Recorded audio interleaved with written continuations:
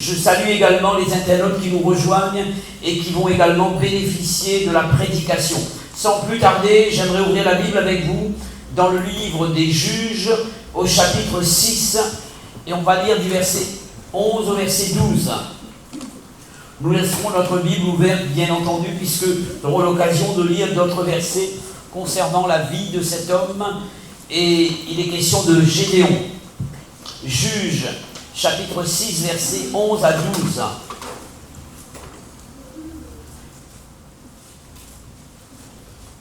Voici ce que la Bible dit. Puis vint l'ange de l'Éternel et il s'assit sous le térébinthe d'Ophra, qui appartenait à Joas, de la famille d'Abiézer. Gédéon, son fils, battait du froment au pressoir pour le mettre à l'abri de Madian. L'ange de l'Éternel lui apparut et lui dit: l'Éternel est avec toi, vaillant héros. Amen. Amen. Voici le titre du message pour vous ce soir et pour tous ceux qui entendent la prédication: un cœur lent à croire. Un cœur lent à croire. Ce titre, je l'ai emprunté pour ceux qui sont des initiés à la Bible, de Jésus lui-même dans Luc chapitre 24 verset 25. Ce sont les paroles que Jésus a adressées à ses deux disciples qu'on a appelés les disciples d'Emmaüs. Après la résurrection de Jésus, Jésus va faire route avec ces deux personnes, mais la Bible dit que les yeux de ces personnes n'ont pas été ouverts comme il fallait pour connaître et réaliser que Jésus était avec eux, et faisait route avec eux. Et il est dit qu'ils n'ont pas pu reconnaître Jésus. Quelle en était la raison? Justement, Jésus nous laissera la réponse par ces paroles. Et voici ce que Jésus dira à ses deux disciples: ô hommes sans intelligence et dont le cœur est lent à croire. Il y a des personnes dans la Bible, lorsque Dieu leur a parlé, lorsque Jésus leur a parlé, la Bible parle de certaines expressions qui montrent une détermination, une action soudaine, fortuite.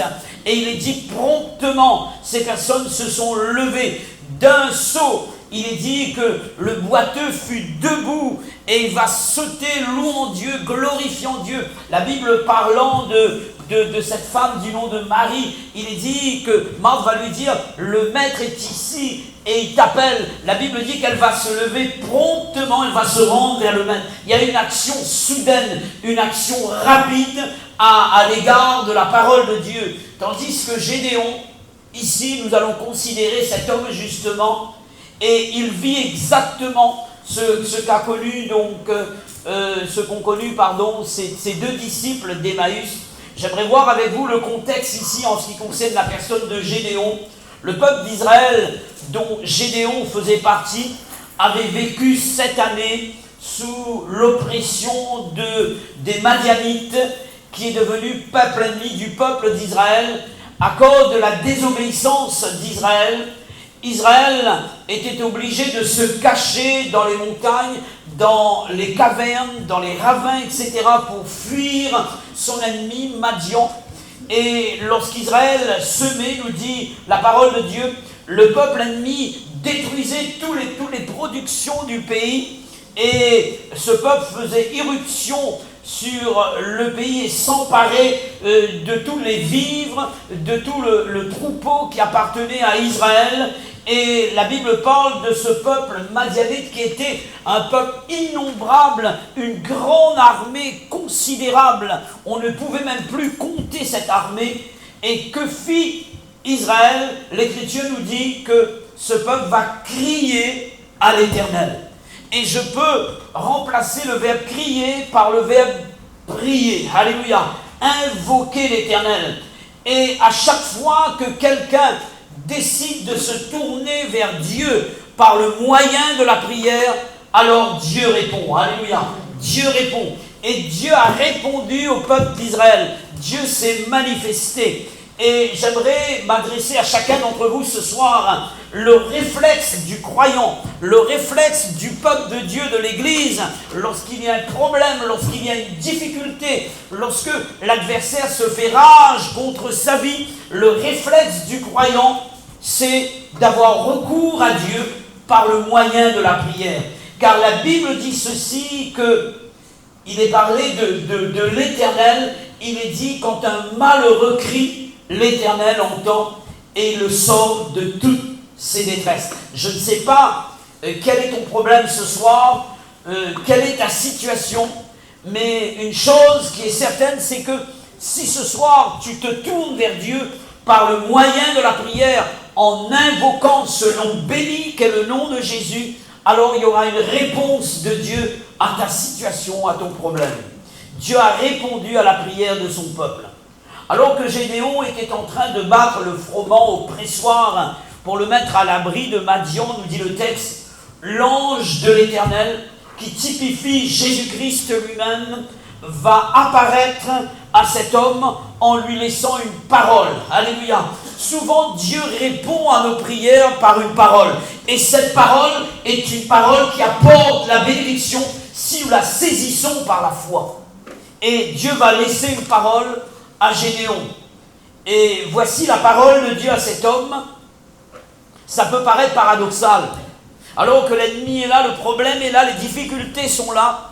Dieu dit à Gédéon, l'Éternel est avec toi, vaillant héros. Nous savons que Dieu est le Dieu de vérité, n'est-ce pas? Et ce qui sort de la bouche de Dieu, c'est la vérité, c'est sa parole. Et Jésus, en priant dans sa prière sacerdotale, va dire ceci, sanctifie-les par ta vérité, car ta parole est la vérité. Et Dieu sort une parole. Et cette parole, normalement, si on la reçoit, c'est une parole qui produit. Cette parole est vérité. Lorsque Dieu dit à quelqu'un quelque chose, cela signifie que c'est vrai. C'est vrai. Dieu ne peut pas nous mentir. C'est impossible. C'est impossible. Il s'appelle le Dieu de vérité. Sa parole est la vérité. Et ce qui sort de la bouche de Dieu, normalement, si elle trouve foi, cette parole, alors elle trouve son accomplissement également. Donc cette déclaration de la part de Dieu est une déclaration formelle de Dieu et qui doit se réaliser. Dieu appelle Gédéon vaillant héros. L'adjectif vaillant signifie littéralement qui fait preuve de bravoure, de courage en face d'un danger. On peut parler d'un soldat vaillant. La Bible parle de ce général syrien, Naaman. Il est parlé de lui comme étant un vaillant guerrier. Alléluia. Et le mot héros, et vous êtes d'accord avec moi pour dire que vaillant, c'est un adjectif qui qualifie le mot ou bien le nom héros. D'accord? Et Dieu lui dit vaillant héros. Héros signifie celui qui se distingue par ses exploits ou un courage extraordinaire. Qu'est-ce que Dieu est en train de dire là? L'adjectif vaillant qualifie l'homme ici. Dieu dit vaillant qui signifie quelqu'un qui est armé de courage face à toutes sortes de dangers, toutes sortes de problèmes. Et le mot héros signifie quelqu'un qui se distingue par son courage. C'est la même chose. Donc Dieu dit en deux fois la même chose. Lorsque Dieu dit un mot, quelqu'un dira « dis un mot et mon serviteur sera guéri ». Ce mot qui trouve la foi dans mon cœur me permet de voir la réalisation de la parole de Dieu. Et là, Dieu dit deux fois le même mot. Le qualificatif et le nom veulent dire la même chose. On peut traduire ces deux mots ici par héros, héros ou vaillant, vaillant. D'accord? Si Dieu insiste sur un mot, sur une phrase, sur une situation, sur les qualités d'une personne, parce qu'il déclare que c'est comme ça, alors cette parole prononcée par Dieu mérite une certaine considération, une certaine attention. Alors cette parole mérite d'être acceptée et d'être crue également. En fait, Dieu est en train de dire à Gédéon que s'il croit dans ce que Dieu déclare de lui, alors il sera cette personne en question. Alléluia. Si Dieu te dit vaillant héros, cela veut dire que tu dois l'être si tu crois. Amen. Si tu crois. Seulement si tu crois. Alors comment va réagir Gédéon face à cette parole? Et je peux dire, d'après le titre que j'ai donné, ça a été un homme dont le cœur a pris le temps pour croire. Un homme dont le cœur était lent à croire. J'aimerais voir avec vous, pour parler de la lenteur du cœur de Gédéon à croire dans ce que Dieu disait, j'aimerais voir avec vous les SI de Gédéon, qui parlent de ses doutes. Dans le verset 13, voici ce que nous lisons. On va lire ensemble, si vous voulez bien.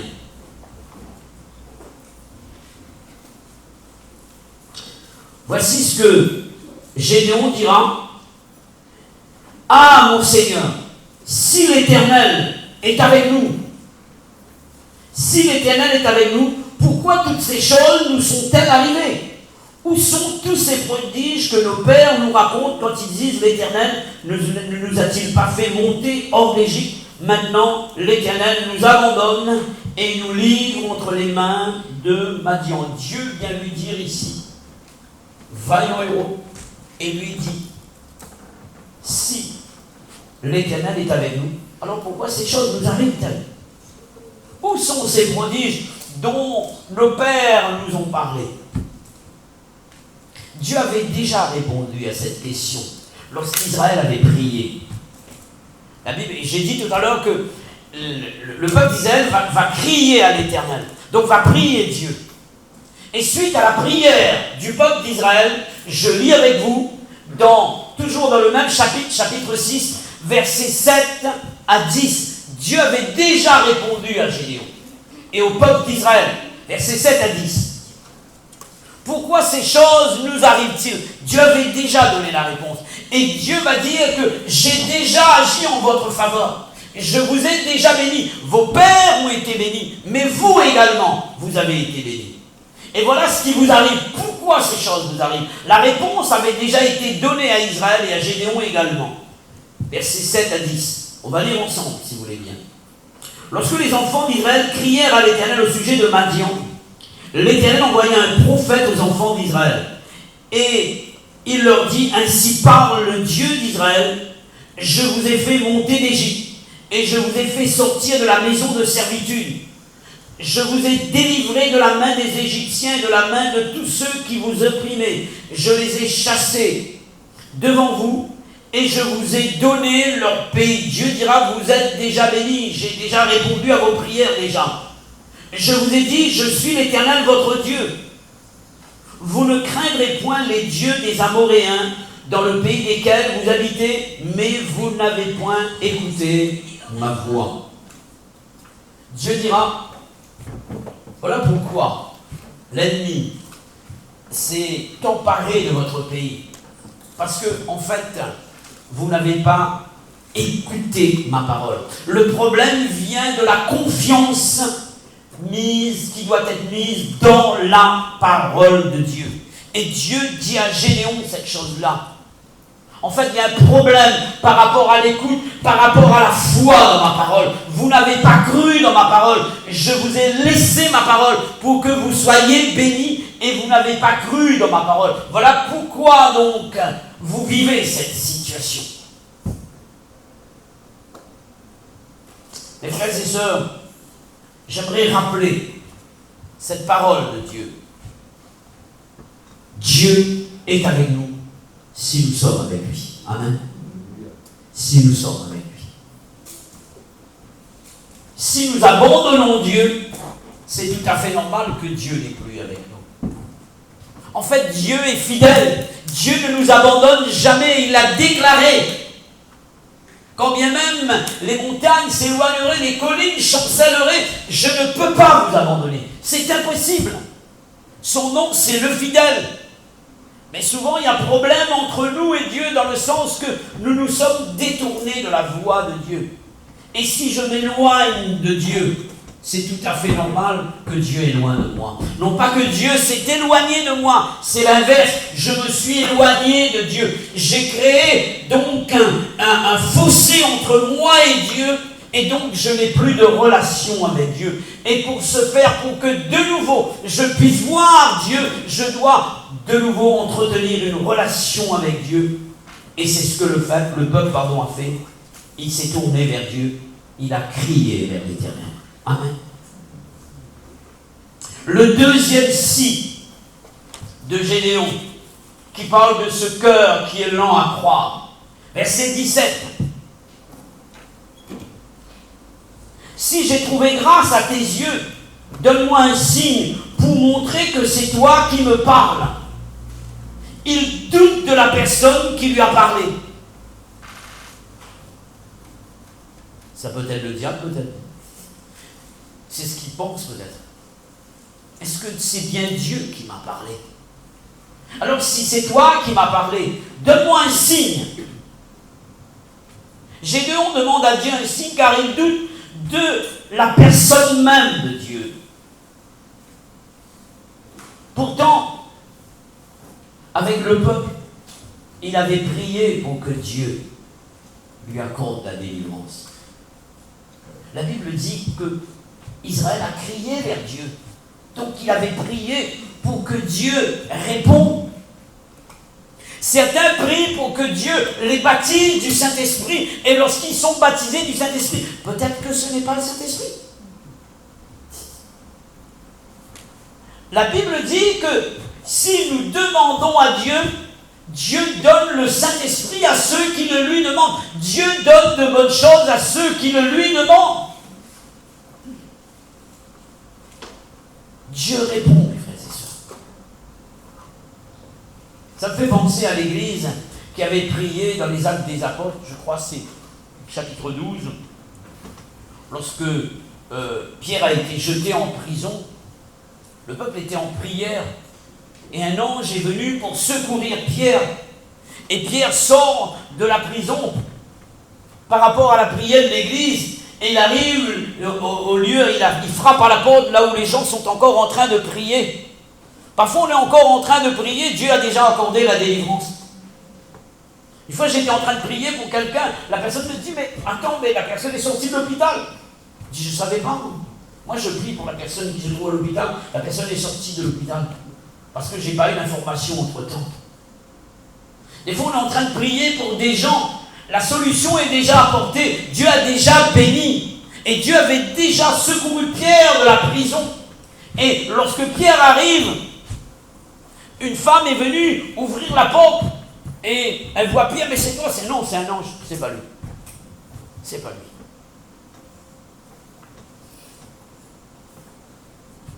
Dieu, lorsque nous le prions, Dieu répond. Amen. Et là, il doute de la personne de Dieu, il doute de la personne de Dieu. Dieu accorde un signe à Gédéon. Gédéon va préparer une offrande. Je passe la lecture, d'accord, comme ça on gagne du temps. Gédéon va préparer une offrande à l'Éternel. Il va choisir un chevreau parmi son troupeau. Et il va prendre du pain, la farine, etc. Il va prendre du pain sans levain. Il va faire un gâteau à l'Éternel avec l'offrande, là, la chair qu'il va mettre devant l'Éternel sur un rocher. La Bible dit que l'ange de l'Éternel va toucher cette offrande avec l'extrémité de son bâton. Et le feu de Dieu va consumer l'offrande ou bien l'holocauste ici. Dieu va répondre, Dieu va donner un signe. C'est un signe que Gédéon demande à Dieu. Et Dieu va donner encore un signe à Gédéon pour dire, mais c'est moi, c'est moi. Gédéon aurait pu dire, Seigneur, je reconnais que c'est toi, maintenant je m'incline devant ton autorité. Pas du tout. On lit le verset 22. Gédéon, voyant que c'était l'ange de l'Éternel, dit: malheur à moi, Seigneur Éternel, car j'ai vu l'ange de l'Éternel face à face. C'est quelqu'un qui s'attend à un malheur. Malheur à moi, j'ai vu l'ange de l'Éternel. Dieu vient de lui dire: vaillant héros, va avec la force que tu as, je serai avec toi. Qu'est-ce qu'il dit? Il y aura un malheur pour moi. Dieu lui dit: il y a une bénédiction pour toi, il y a une bénédiction pour ton peuple, et je te laisse cette parole. Et lui, il s'attend à un malheur. Donc, on a vu deux signes, ou bien demander, les deux si, S-I, de Gédéon. J'aimerais voir avec vous le troisième si de Gédéon. Versets 36 à 38, s'il vous plaît. Vous ne trouvez pas qu'il va un peu loin, ce Gédéon? Je ne sais pas si vous êtes comme lui. Dieu vous a déjà parlé à plusieurs reprises. Seigneur, si c'est toi, alors parle encore. Dieu parle, mais Dieu n'est pas bavard. Nous, on est bavard souvent. Versets 36 à 38. On va lire. Gédéon dit à Dieu: si tu veux, encore un si, si tu veux délivrer Israël par ma main, comme tu l'as dit, et il dit que Dieu a dit, oui, si tu veux le faire, comme tu l'as dit, voici, je veux mettre, il veut encore un signe, d'accord? Je vais mettre une toison de laine dans l'air, si encore, la toison seule se couvre de rosée, et que tout le terrain reste sec, je connaîtrai que tu délivrerais Israël par ma main, comme tu l'as dit. Et il arriva ainsi. C'est pas suffisant, Gédéon? Vous n'auriez pu lui dire: arrête, mon frère. C'est Dieu qui te parle. Alors agis maintenant, exerce ta foi. C'est pas fini, mes frères et sœurs. Dieu répond. Dieu fit ainsi. Dieu répond à ce signe. On va lire le quatrième si de Gédéon, versets 39 à 40. Gédéon dit à Dieu: que ta colère ne s'enflamme point contre moi, et je ne parlerai plus que cette fois. J'espère. Je voudrais seulement faire encore une épreuve avec la toison. Donc on peut mettre un si encore ici, d'accord? Que la toison seule reste sèche, et que tout le terrain se couvre de rosée. Et Dieu fit ainsi cette nuit-là. La toison seule resta sèche, et tout le terrain se couvrit de rosée. Amen. Vous ne trouvez pas que Dieu est patient? Si vous étiez à la place de Dieu, qu'auriez-vous fait? Imaginez que vos enfants: papa, si c'est toi. Papa, si c'est toi qui... À un moment donné, dire: hey, c'est moi qui te parle là, d'accord? Ok? Mais non, Dieu est patient.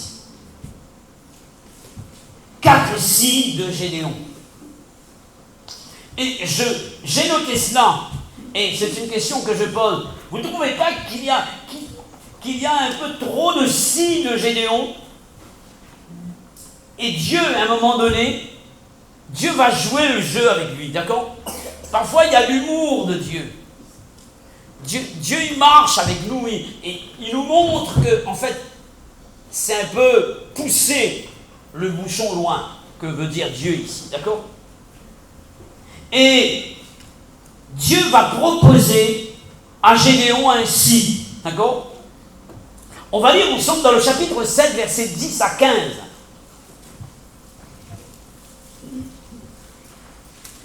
J'aime bien cela. Chapitre 7, versets 10 à 15.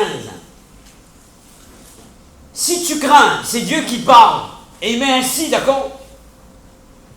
Et il dit ici: si tu crains de descendre, descends-y avec Pura ton serviteur, tu écouteras ce qu'ils diront, et après cela tes mains seront fortifiées. Descends donc au camp. Il descendit avec Pura son serviteur jusqu'aux avant-postes du camp des Madianites. Madian, Amalek et tous les fils de l'Orient, étaient répandus dans la vallée comme une multitude de sauterelles, et leurs chameaux étaient innombrables comme le sable qui est sur le bord de la mer. Gédéon arriva, et voici un homme racontait à son camarade un songe. Il disait, j'ai eu un songe, et voici un gâteau de pain d'orge roulé dans le camp de Madian, et il est venu heurter jusqu'à la tente, et elle est tombée, et il l'a retournée sans dessus-dessous, et elle a été renversée. Son camarade répondit et dit, ce n'est pas autre chose que l'épée de Gédéon, fils de Joas, homme d'Israël. Dieu a livré entre ses mains Madian et tout le camp. Lorsque Gédéon eut entendu le récit du songe, de son explication, il se prosterna, revint au camp d'Israël et dit, c'est là qu'il décide, oh, il était temps. Levez-vous, car l'Éternel a livré entre vos mains le camp de Madian. Il a fallu que l'ennemi lui dise ce que Dieu a dit. Vous vous rendez compte? Pour qu'il réagisse, Dieu parle avec lui, Dieu lui montre, Dieu lui donne des signes. Il n'obéit pas. Là, c'est dans le camp ennemi qu'il entend la nouvelle, et là il se décide. Waouh! Il se décide. Et Dieu a voulu qu'il en soit ainsi. Dieu a voulu qu'il en soit ainsi. J'aimerais dire ceci, c'est que nous avons besoin d'être prompts à croire, mes frères et sœurs, ce que Dieu dit, parce que Dieu est le Dieu de vérité. On a vu ensemble les six de Gédéon qui parlent de ces deux, d'accord? J'aimerais voir avec vous, et je vais terminer, ce sera la deuxième partie de mon message, et cette fois-ci, je ne vais pas des verbes, mais cette fois-ci, on va voir les six de Dieu, d'accord? Si Dieu est avec nous, c'est ce que Gédéon a dit.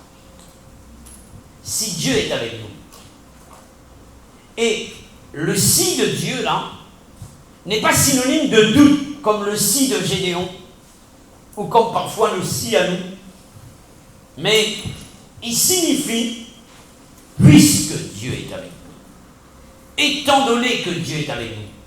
Lorsque la Bible dit si Dieu est avec nous, qui sera contre nous? Il n'est pas dit est-ce que Dieu est avec nous? Peut-être pas. Non. Là, il n'est pas question de doute. Il est dit là, c'est une certitude. Puisque Dieu est avec nous, étant donné que Dieu est avec nous, parce que Dieu est avec nous, alors qui sera contre nous? Alléluia.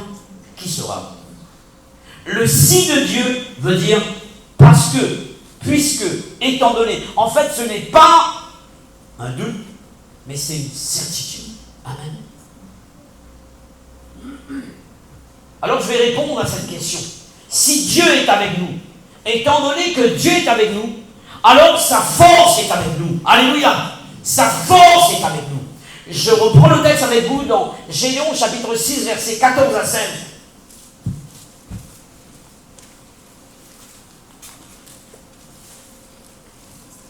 L'Éternel se tourna vers lui et dit, va avec cette force que tu as et délivre Israël de la main de Madian.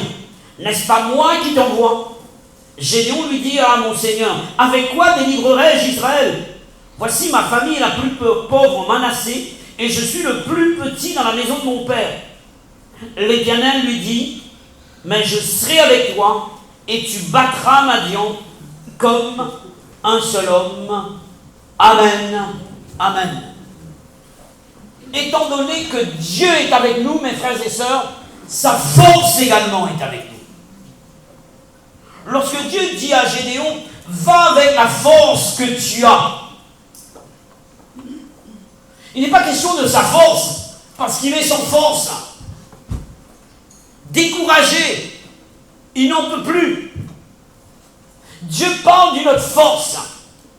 Dieu parle de la force que Gédéon devait recevoir à cause de sa parole et qui aurait dû produire la foi dès qu'il avait reçu dans son cœur une parole qui doit produire la foi lorsqu'on croit en elle. C'est cela qui nous permet d'avoir la force de Dieu. Alléluia. La foi en nous, c'est la présence de Dieu en nous. Je serai avec toi parce que tu crois en moi, parce que tu as eu confiance en moi, alors tu battras Madian et tu vaincras l'ennemi. Alléluia. La force ne peut venir que de Dieu, parce que nous avons cru en sa parole. Et Gédéon dira ceci lorsque Dieu dira « Va avec la force que tu as ». Lui pensait que c'était sa force. Mais je n'ai pas de force, Seigneur. Et il avait raison. Ma famille est la plus pauvre en Manassé. Il parle de capacité financière. Il parle de la force de l'argent. Et souvent, malheureusement, les gens ont mis leur confiance dans ce qu'ils possèdent en tant que finance. Dieu est capable de faire au-delà de nos capacités financières. Alléluia. Et c'est pourquoi tu ne dois pas te baser sur ce que tu possèdes toi, humainement parlant. Même si tu n'as pas les finances, Dieu est capable de pouvoir. Alléluia. Dieu est capable de pouvoir. Lui il dit, mais comment je vais faire? Je parlais à quelqu'un récemment et j'étais en train de présenter tous les projets matériels de l'Église. Parfois, lorsque je parle de la clim, certains me disent, mais tu ne dois pas parler de cela. Je dis, si, je dois parler, parce que je crois. Parce que je crois, je dois parler. Parce que je crois, je dois donner la vision. Et nous devons parler des choses que Dieu nous montre. Alléluia. Parce que je crois, je dois parler. Et il est important, et même si nous n'avons pas financièrement les capacités, mais Dieu, l'or est à Dieu, l'argent est à Dieu, tout est à lui. Alléluia. Que la comptable dise oui. Alléluia. Alléluia. À partir de rien, Dieu fait beaucoup. Dieu fait tout. Et à partir de peu, Dieu fait beaucoup, mes frères et sœurs. Et lui, il va dire, mais je suis le plus petit. Justement, c'est parce que tu es le plus petit que Dieu va se servir de toi. Alléluia. C'est parce que tu réalises que tu n'as pas les capacités physiques, les capacités intellectuelles. Oui, Dieu se sert de toi. Nous devons comprendre ça, mes frères et sœurs. Dieu va montrer à Gédéon qu'il ne doit pas compter sur lui-même pour faire son œuvre. Je lis avec vous dans Gédéon 7, verset 2.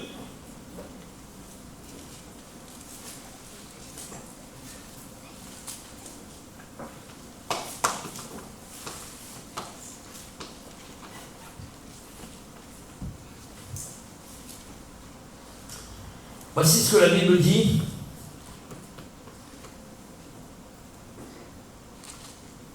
J'ai dit Gédéon là, ou bien juge. Je vous donne le texte, donc je me suis trompé de verset, mais je vais le retrouver, ne vous inquiétez pas. Chapitre 7. Voilà, verset 2. L'Éternel dit à Gédéon, le peuple que tu as avec toi est trop nombreux pour que je livre Madian entre ses mains. Pourquoi, dira-t-il? Il pourrait en tirer gloire contre moi et dire, c'est ma main qui m'a délivré. Dieu veut créer un déséquilibre entre l'armée qui est en face de lui. Je parle de puissance militaire. Humainement parlant, de force militaire. En face de lui, il y a les Madianites, en face d'Israël, et il y avait au départ 32 000 hommes, et la Bible en parle, parmi le peuple d'Israël. Dieu va faire deux sélections, d'accord? La première sélection, Dieu va enlever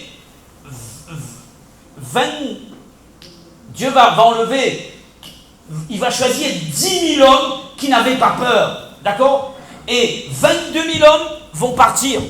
Et il va choisir des personnes qui ne doutent pas, des personnes qui ne craignent pas, des personnes qui ont foi.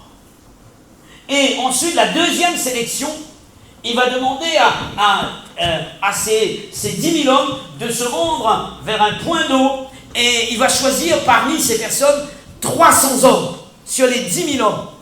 Et ce sont des personnes qui vont prendre l'eau à la main et qui vont amener l'eau comme à la bouche, qui ne vont pas déposer les armes, qui ne vont pas s'agenouiller pour déposer l'armure. Des personnes qui sont vigilantes, des personnes qui sont des hommes de foi et des hommes qui gardent l'armure pour le combat. Alléluia! Et il a fait ces deux sélections-là. Et il est resté 300 hommes. D'après vous, pourquoi? Pour qu'il y ait un déséquilibre entre la force ennemie, entre la force du peuple d'Israël humainement parlant, pour qu'Israël reconnaisse que ce n'est pas par sa force qu'il a été vainqueur, mais par le bras de l'Éternel. Alléluia! Par le bras de l'Éternel. Dieu n'a pas besoin de nos moyens humains pour accomplir son œuvre, il peut s'en servir. Mais nous devons savoir que Dieu veut nous montrer ce soir qu'il est capable de faire sa guerre lui-même. Alléluia!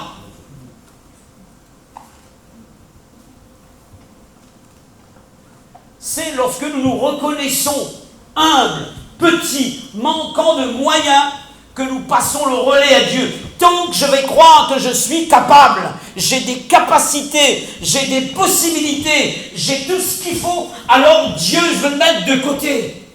Tant que je ne réalise pas que je suis un homme avec mes incompétences, que j'ai besoin de connaître Dieu, je n'ai pas atteint le but, j'ai encore à apprendre de Dieu, j'ai besoin de lui, c'est là que je verrai Dieu. Amen. Je verrai Dieu. Si Dieu est avec nous, alors sa force est avec nous. Et je termine.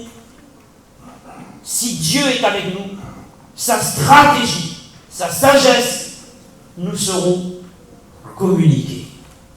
Dieu a laissé à Gédéon sa stratégie pour vaincre Madian.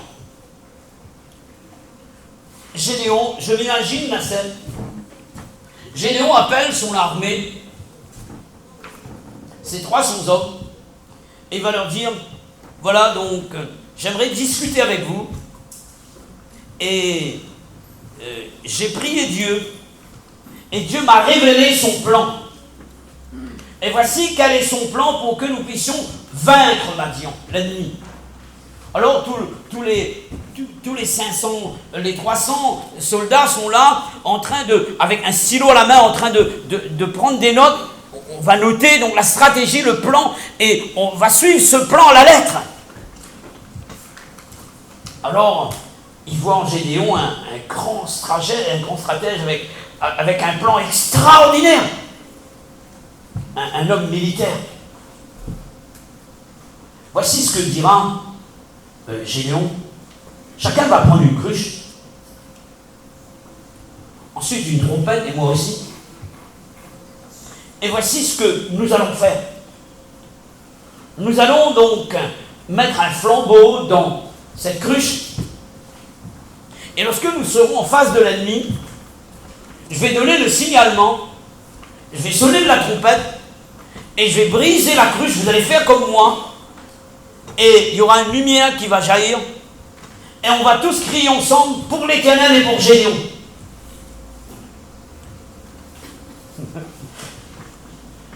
Quelqu'un a fait, Gédéon, dis-nous que tu plaisantes, non? C'est pas vrai ce que tu dis. Ah, sois sérieux, Gédéon, allez, on y va, tu recommences. C'est quoi ton plan? C'est quoi ton plan? Mais c'est ce que Dieu m'a dit. Dieu t'a dit ça. C'est ça le plan de Dieu. Mais il y a un problème là. Jamais un chef militaire n'a présenté une stratégie pareille. C'est pas possible. C'est de la folie. C'est vrai, c'est la folie.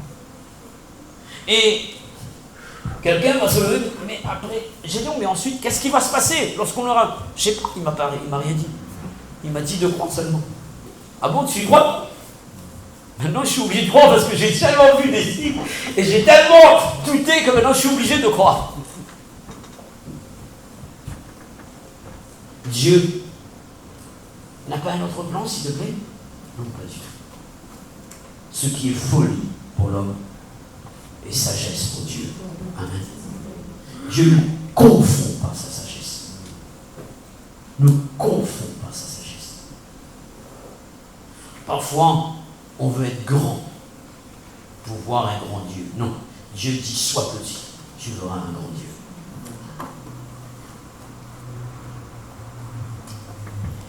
Lorsque Moïse dit à Dieu, Seigneur, tu me connais depuis longtemps, je ne sais pas parler.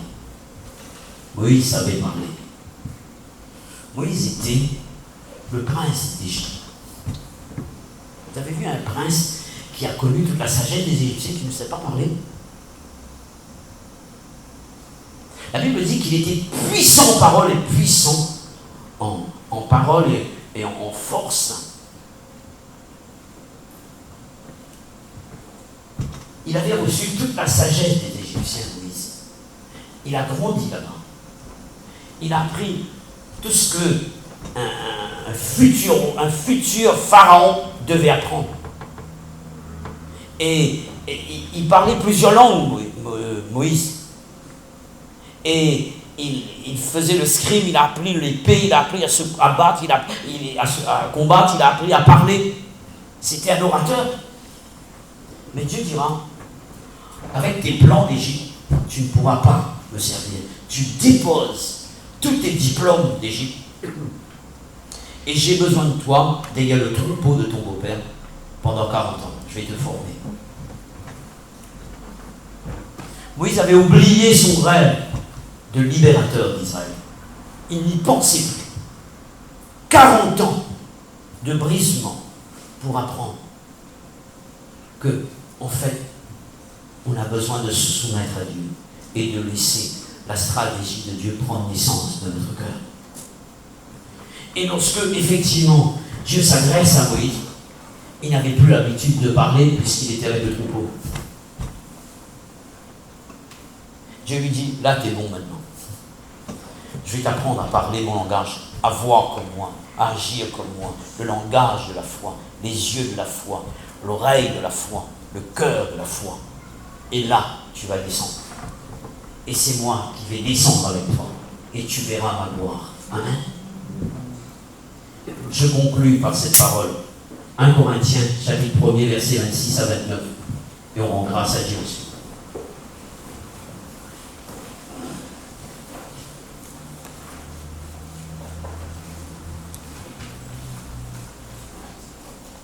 Considérez, frères, que parmi vous qui avez été appelés, il n'y a ni beaucoup de sages selon la chair, ni beaucoup de puissants.